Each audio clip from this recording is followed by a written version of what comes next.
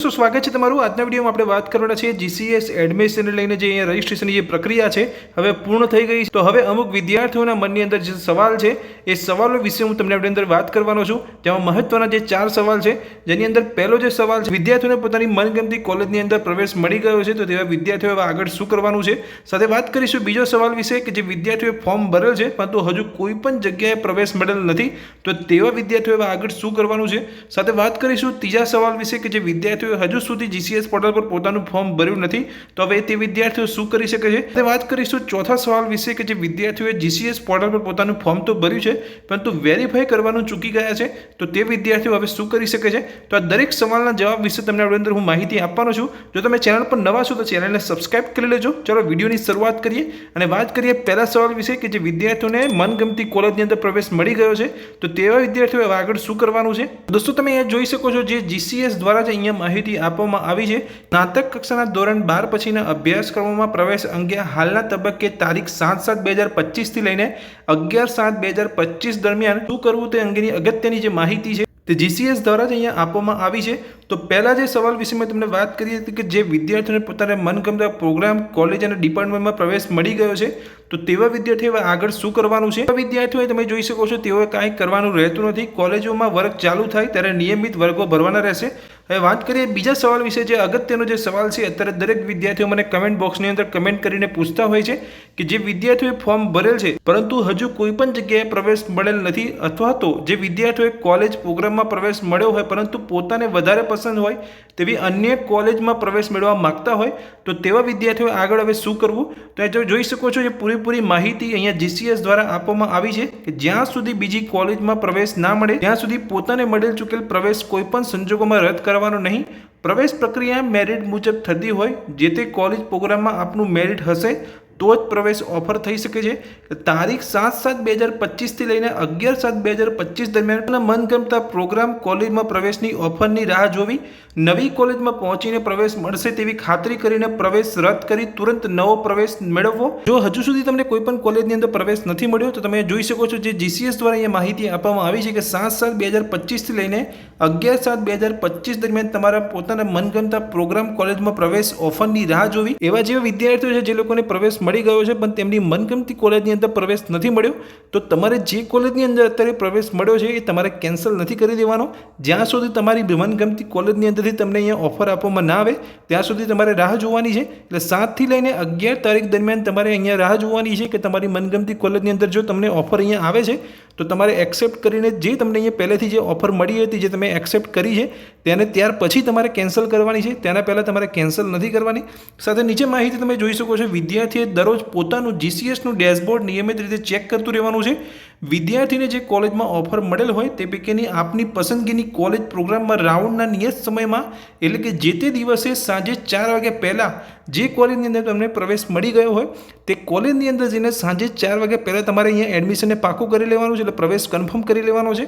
એ જોઈ શકો છો સાંજે 4 વાગ્યા પહેલાં કોલેજ પર જઈ પ્રવેશ મેળવી લેવો। વિદ્યાર્થીને દરરોજ મળનાર ઓફર કે જે તે પ્રવેશ સાંજે 4 વાગે એક્સપાયર થઈ જશે, જે ધ્યાને લઈ જે તે દિવસ સાંજે 4 વાગ્યા પહેલાં કોલેજ પર જઈ પ્રવેશ મેળવી લેવાનું રહેશે। વાત કરીએ ત્રીજા સવાલ વિશે તો તમે જોઈ શકો છો જે વિદ્યાર્થીઓને હજુ સુધી જીસીએસ પોર્ટલ પર પોતાનું ફોર્મ નથી ભર્યું તો તેવા વિદ્યાર્થીઓ શું કરી શકે છે। તો હજુ પણ ફોર્મ ના ભર્યું હોય તેમ છતાં પ્રવેશની તક મળી શકે છે।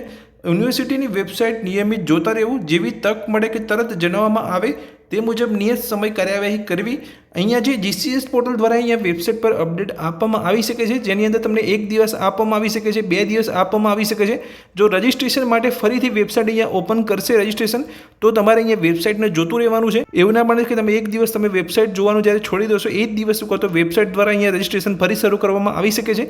તો વેબસાઇટ તમારે નિયમિતપણે જોતું રહેવાનું છે। જો તમે અહીંયા જીસીએસ પોર્ટલ પર રજિસ્ટ્રેશન કરવા માગો છો અને કોલેજની અંદર પ્રવેશ મેળવવા માગતા હોય તો અહીંયા કોઈ પણ દિવસે જીસીએસ દ્વારા નવી જાહેરાત કરવામાં આવી શકે છે, નવું રજિસ્ટ્રેશન શરૂ થઈ શકે છે અને જે ટાઈમલાઈન હોય છે 1 કે 2 દિવસની જ અહીંયા આપવામાં આવતી હોય છે તો 2 દિવસની અંદર તમારે અહીંયા રજિસ્ટ્રેશન કરી લેવાનું હોય છે। એટલે એટલા માટે તમારે જીસીએસ જે પોર્ટલ જે વેબસાઇટ છે એ રોજ તમારે જોતું રહેવાનું છે, જેની અંદર નવી નોટિફિકેશન જો આવતી હોય એ નોટિફિકેશન તમારે ચેક કરતું રહેવાનું છે કે ગમે ત્યારે એ જીસીએસ પોર્ટલ દ્વારા આ જાહેરાત કરવામાં આવી શકે છે નવા એડમિશનને લઈને।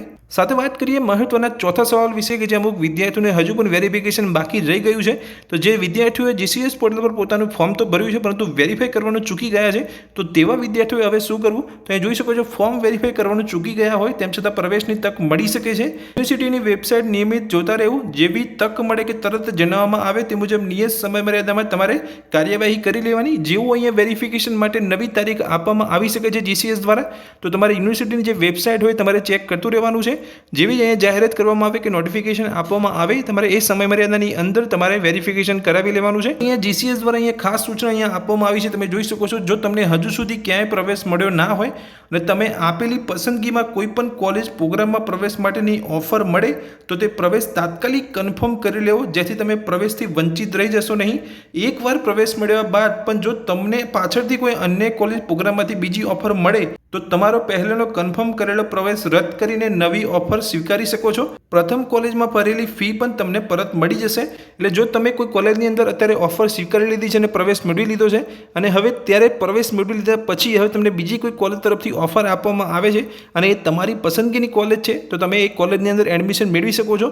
અને પહેલી જે તમે કોલેજ પસંદ કરી હતી એની અંદર જો તમે અહીંયા એડમિશન ફીસ ભરી હશે તે તમને પરત મળી શકે છે અને તમે તેને એ પ્રવેશને કેન્સલ કરીને જે બીજી તમને અહીંયા ઓફર આપવામાં આવે છે કોલેજ તરફથી એ કોલેજની અંદર પણ તમે પ્રવેશ મેળવી શકો છો. જે પણ અહીંયા માહિતી હું તમને આપી રહ્યો છું કે GCS દ્વારા જ અહીંયા આપવામાં આવી છે.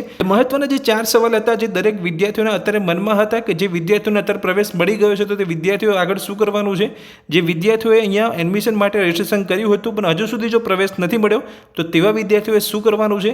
સાથે જે વિદ્યાર્થીઓએ રજિસ્ટ્રેશન કર્યું છે પણ વેરિફિકેશન કરવાનું બાકી રહી ગયું છે તો તેવા વિદ્યાર્થીઓએ શું કરવું. વિદ્યાર્થીઓ એવા રહી ગયા છે જે લોકોએ એડમિશન મેળવવા માટે હજુ સુધી રજિસ્ટ્રેશન તેમનું થયું નથી અને કરવા માંગતા હોય તો તમારે શું કરવાનું છે તે વિશેની સંપૂર્ણ માહિતી મેં તમને આ અંદર આપી દીધી.